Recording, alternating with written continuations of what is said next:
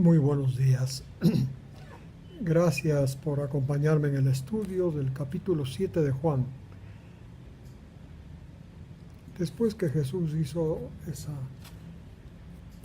hermosa descripción de lo que es la fe, que era comer su vida, masticar su vida, este es el pan del cielo, reflexionar en la vida de él. Después de esto, estoy leyendo en Juan 7:1, Jesús caminaba en Galilea, pero no quería caminar en Judea porque los judíos buscaban matarle. La vida de Jesús estaba en peligro. Jesús no quería, rehuía el peligro, en este caso porque quería llegar a terminar su misión por la cual vino a la tierra, morir en la cruz, después de un tiempo determinado de hacer la predicación, milagros, toda clase de bienes a la gente que le rodeó. Jesús estaba en peligro de ser asesinado, pero él no quería ser asesinado, sino morir en la cruz para poder completar la salvación de la humanidad. Versículos 2-9.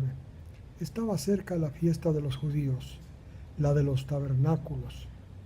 3. Entonces le dijeron sus hermanos: sal de aquí, vete a Judea, para que tus discípulos vean las obras que tú haces. 4. Porque nadie hace nada en secreto cuando procura ser conocido en público. Si haces estas cosas, manifiéstate a ti mismo al mundo. 5. Porque aún ni sus hermanos tenían fe en él. Entonces Jesús les dijo a sus hermanos: mi tiempo todavía no ha llegado, pero el tiempo de ustedes está listo. 7.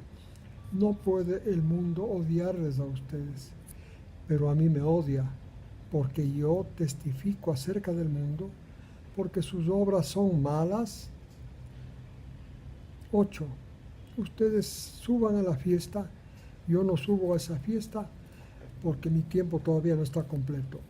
Habiendo dicho esto, se quedó en Galilea. Muy bien, este pasaje nos muestra la relación que tenía, la relación espiritual que había entre Jesús y su familia íntima, sus hermanos. No creían en él.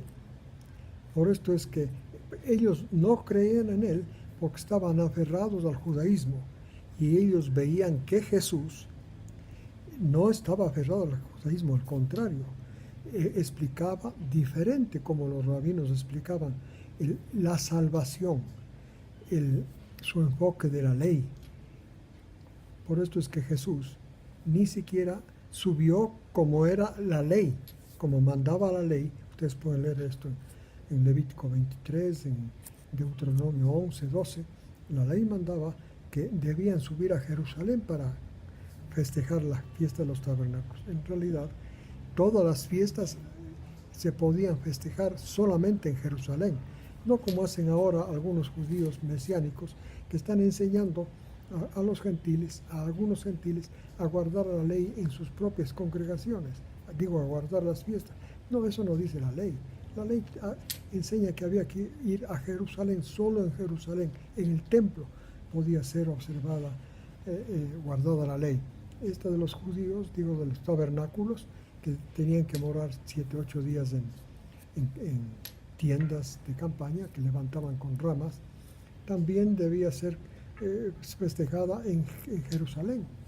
Bueno, entonces muestra la actitud que tenían sus hermanos hacia Jesús, este pasaje. La actitud adversa que tenían ellos a Jesús era por su enfoque, por su lealtad a la ley. Bueno, y entonces por eso dice el versículo 5, porque aún ni sus hermanos tenían fe en él. Ellos por la ley no podían, la ley les impedía a ellos tener fe en su hermano, en Jesús, porque la ley y la fe son opuestos. Jesús entonces se quedó por un tiempo en Galilea, y él dice el 18, de modo que sus hermanos subieron a la fiesta. Entonces él subió a la fiesta, pero no abiertamente, sino en secreto. los judíos del 11 le buscaban en la fiesta y decían, ¿dónde está este? 12, y había mucha murmuración respecto a él. Unos decían, es bueno, otros decían, no, al contrario, desvía a la multitud. 13, sin embargo, nadie hablaba abiertamente de él por miedo a los judíos. 14, a la mitad de la fiesta duraba 8 días, a la mitad de esta fiesta, Jesús subió al templo y enseñaba. 15, los judíos se maravillaban diciendo, ¿cómo puede saber este de letras sin haber estudiado? Jesús les contestó y les dijo, mi enseñanza no es mía, sino del que me envió. 17, si alguno está dispuesto a hacer su voluntad, sabrá si mi enseñanza es de Dios o si yo hablo por mí mismo. El que habla por sí mismo busca su propia gloria, pero el que busca la gloria del que le envió es verdadero y no hay injusticia en él. Jesús despertaba una gran controversia entre el pueblo. Realmente valoraba mucho su enseñanza y admiraba la enseñanza de Jesús, pero lo que hacía que ellos reaccionen, los judíos reaccionen negativamente, era que mucha de la enseñanza de Jesús no estaba de acuerdo a la ley como ellos enseñaban. Y entonces Jesús aclaraba continuamente que la enseñanza de él no es producto de su ingenio, sino que el Padre que le envió le dijo lo que debía enseñar. Esto es importante tener en cuenta. La enseñanza de Jesús que enfoca la ley de la forma como Dios enfoca, esto era lo que Jesús vino a hacer para que la gente pueda necesitar de un Salvador. Cuando enfocan la enseñanza de la ley, como los rabinos o como generalmente el mundo cristiano lo hace, no crean necesidad, no sienten necesidad la gente que estudia la Biblia de Jesús, de un Salvador. Por esto Jesús afirmaba que su enseñanza no es producto de su ingenio, sino que su enseñanza le mandó a hacer Dios y que le enseñaba lo que el Padre le decía que enseñe. 19 al 24. No les dio la ley Moisés y ninguno de ustedes la cumplen. Ahora Jesús va a reclamar. ¿Por qué le quieren matar? El argumento que él pone es muy interesante.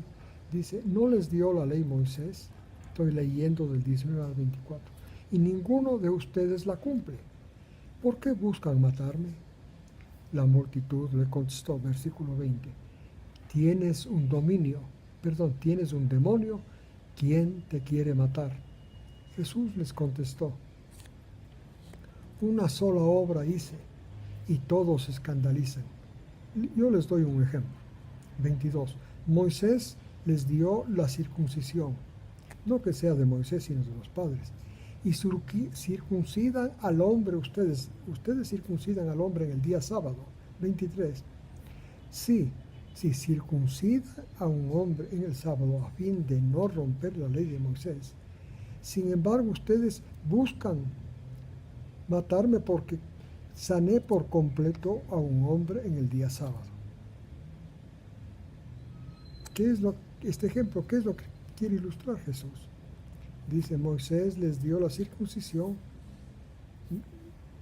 y si ustedes circuncidan en el día sábado para guardar la ley, para no romper la ley. Sin embargo, me quieren matar. La circuncisión era parte de la ley.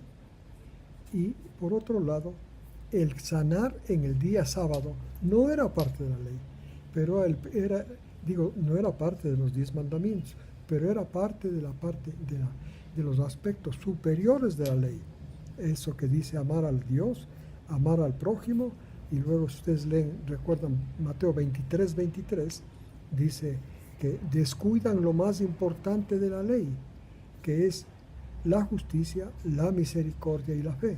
Entonces, aquí Jesús está diciendo que Él no está rompiendo la parte superior de la ley, porque está haciendo misericordia, ha hecho misericordia al sanar por completo al paralítico, está refiriéndose a ese milagro. Por eso, desde ahí le querían matar a Jesús. Entonces, le está diciendo, que la parte importante de la ley es la parte superior, la parte que trata del amor a Dios, el amor al prójimo, de la justicia, de la misericordia, de la fe y de lo que se llaman las bienaventuranzas. Esa es la parte superior de la ley, esa es la que Dios quiere que nosotros observemos. Los 10 mandamientos no eran para obedecer, era para hacernos saber que no podemos obedecer la ley, ni la parte superior, ni la parte inferior y peor la superior. Y entonces Jesús le está haciendo ver que ellos rompen la parte superior de la ley, queriendo matarle a él, y sin embargo buscan defender y buscan cumplir la parte inferior de la ley, los 10 mandamientos. Esta parte inferior realmente empieza con la circuncisión que fue dada a Abraham. La circuncisión es como la abertura de la puerta para, entre comillas, empezar a guardar la ley, pero realmente ni la circuncisión, como ustedes saben, tenía efecto para que puedan guardar la ley, y peor, no tenían capacidad ellos, la capacidad espiritual, como ningún hombre lo tiene, de guardar la parte inferior de la ley, los 10 mandamientos, porque estos no son para guardarlos, sino para que nos muestre nuestra incapacidad moral, incapacidad espiritual de obedecerle a Dios. El versículo 24 dice Jesús: no juzguen lo que ven, sino con juicio justo condenen. Ahora vamos al versículo 25. 25 al 31. Entonces decían algunos de Jerusalén: ¿no es este a quien buscan a matar? Recordemos que Jesús está recorriendo el templo en la mitad, o sea, en el cuarto, quinto día de la fiesta de los tabernáculos.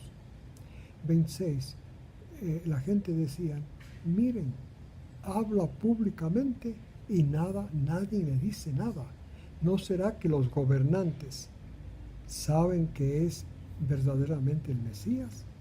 27. Sin embargo, nosotros sabemos de dónde es él, pero cuando venga el Mesías, nadie conocerá de dónde es él. Jesús enseguida estos comentarios, estas críticas que le hacían, enseguida contestó gritando en el templo con voz alta. Imagínense ustedes en el templo que todo era medio silencio, digo no silencio, pero todos hablaban en voz baja, estaban mirando las ceremonias de uno de los días de los tabernáculos, la fiesta de los tabernáculos, y Jesús súbitamente gritó con voz muy alta en el templo donde enseñaba, y dijo: ustedes me conocen y saben de dónde soy, pero yo no he venido de mí mismo, sino el que es verdadero me envió, y ustedes no saben. 29. Pero yo le conozco porque de él vine y él me envió. 30. Entonces buscaban prender a Jesús, apresarlo, pero nadie intentó agarrarle porque todavía no había llegado su hora. Sin embargo, muchos de la multitud, 31, tuvieron fe en él y decían: cuando venga el Mesías, ¿hará más señales que las que hace este? El punto que llama la atención mucho es Jesús frente a estas murmuraciones y críticas que le hacían respecto a su origen, de dónde viene. Entonces Jesús les gritó que venía él del Padre, que venía de Dios, que ellos no, por supuesto, no le conocían, pero él le conoce porque de Dios vino. Esto fue una declaración tremendamente importante para Jesús y para los seguidores de él, pero completamente escandalizante para aquellos judíos que vivían del judaísmo y de la ley, porque no podían pensar que Dios se hubiera inclinado a mandar a alguien a que les enseñe la salvación. O sea, no pensaban que Dios se preocupaba así del pueblo judío, y por eso se escandalizaban de Jesús. Pero Jesús les aclaró muy bien que él vino de Dios, que el Padre le envió y que él salió del Padre. o sea, mostró su origen divino. Por esto es que muchos querían matarle, querían ya apresarlo para que les maten. Sin embargo, muchos de la multitud sí tuvieron fe en sus palabras.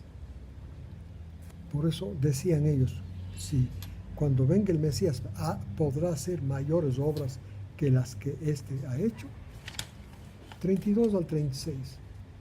Los fariseos oyeron lo que la multitud decía acerca de él. Entonces ellos, los fariseos, junto con los sacerdotes principales, enviaron guardias para que le apresen ya para terminar con la vida de Jesús. Pero Jesús les dijo a los guardias, todavía estoy un tiempo más con ustedes. Después me iré donde aquel que me envió. Jesús mostró que el origen de él controlaba los hechos que él hacía y que la multitud o la fuerza pública de los fariseos, policíaca de los fariseos, no podía interferir con el programa que Dios había tratado en el cielo para que Jesús lo cumpla en la tierra. Solo dijo, cuando entonces se cumpla este propósito, yo me iré donde aquel que me envió. Ustedes me van a buscar, dice el versículo 34, pero no me van a hallar. Y donde yo esté, ustedes no podrán venir. Jesús estaba diciéndoles que él va a un lugar inaccesible para la humanidad. Pero los judíos, por supuesto, no entendían las cosas. En el 35 decían los judíos entre sí, ¿a dónde intenta este irse que no podamos encontrarle? ¿Acaso será que quiere irse a la dispersión de los griegos y enseñar a los griegos? ¿Qué significa esto?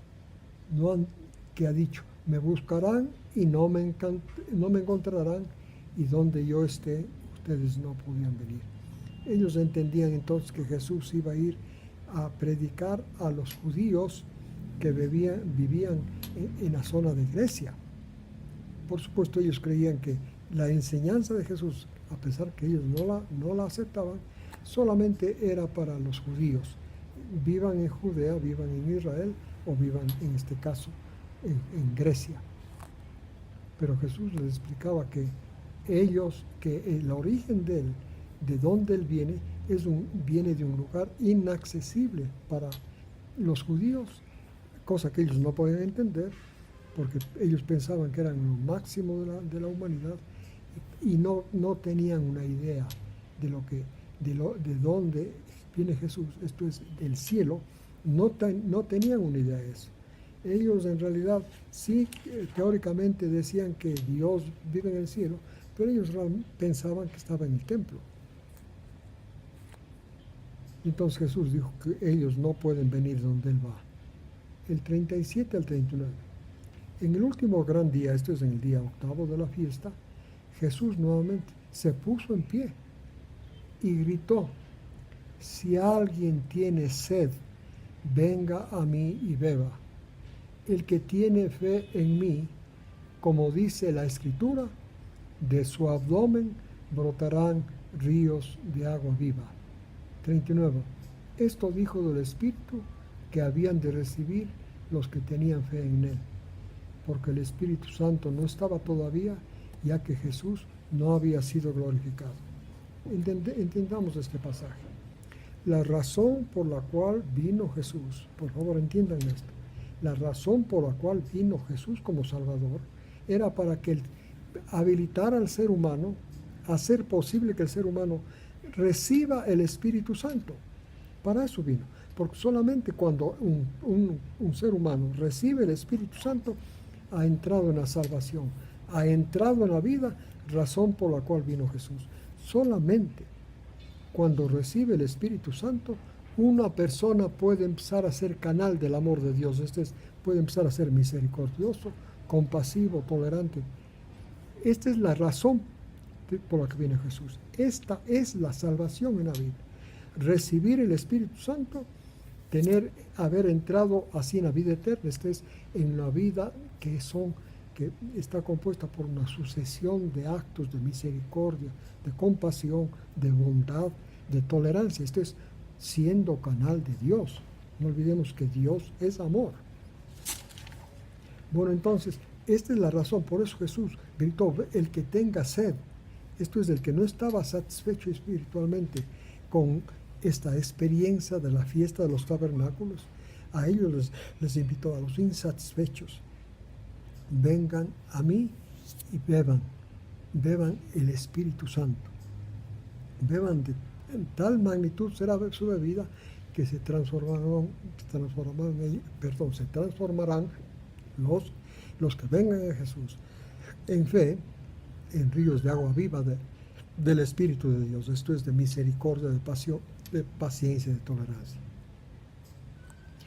Este es el mensaje más fuerte que Jesús dio en esa fiesta. Un mensaje corto, directo, en una fiesta en la cual estaban congregados miles de judíos, no solamente de la zona de Israel, sino también de otras regiones donde estaban dispersos los judíos.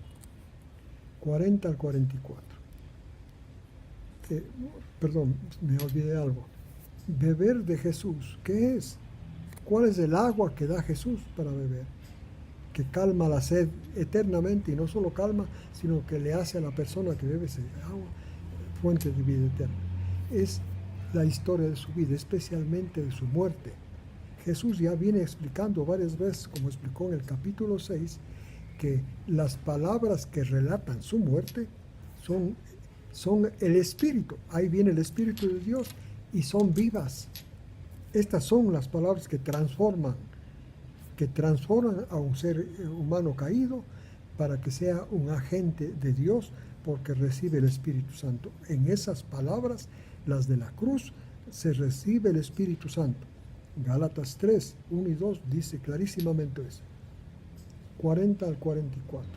Entonces, muchos de la multitud que oyeron estas palabras dijeron, verdaderamente este es el profeta. Las palabras que le ofrecía dar el Espíritu Santo, ser la fuente del Espíritu Santo para cualquier persona que se acercaba a él en fe. Otros decían en el 41, este es el Mesías, pero otros decían, el Mesías no vendrá de Galilea. 42, ¿acaso que no dice la Escritura que el Mesías viene de la descendencia de David? Esto es de Belén, la aldea de donde era David. 43. Entonces la multitud se dividió por causa de él. Algunos querían apresarlo, pero nadie le echó mano. 45 al 53. Entonces los guardias vinieron a los sacerdotes, regresaron, recuerden que les mandaron a guardias a apresar a Jesús, regresaron a los sacerdotes y a los fariseos y les dijeron, ellos, los sacerdotes y fariseos, dijeron, ¿por qué no lo trajeron? 46, los guardias les contestaron, jamás, porque jamás hombre alguno ha hablado como este hombre. 47, entonces los fariseos, por supuesto, con su orgullo espiritual tan profundo, dijeron, ¿también ustedes están engañados? 48, ¿acaso alguien de los gobernantes o de los fariseos ha tenido fe en él? 49, solo esta multitud ignorante que no conoce la ley y que es maldita la ha aceptado, ha tenido fe en él. 50, Nicodemo, el que antes vino a Jesús y que era uno de ellos, les dijo, 51, si nuestra ley no juzga a un hombre si primero no lo escucha y sabe lo que hace. Le contestaron, ¿no eres tú de Galilea? Si investigas sabrás que de Galilea nunca se levantará ni se ha levantado un profeta. 53, entonces se fueron a su casa. En realidad el orgullo espiritual que nacía de su seguridad de que la ley, como ellos enseñaban, interpretaban, y la ley de Moisés, era la fuente de salvación para ellos. Pero como Jesús siempre les contradecía, y en contraste con la ley como fuente de salvación, se ponía Él. Y entonces Jesús era un enemigo natural de los fariseos. Por esto es que ellos tenían tanta oposición repito, debido entonces a su orgullo espiritual. Que Dios los bendiga esta semana a ustedes y a sus familias.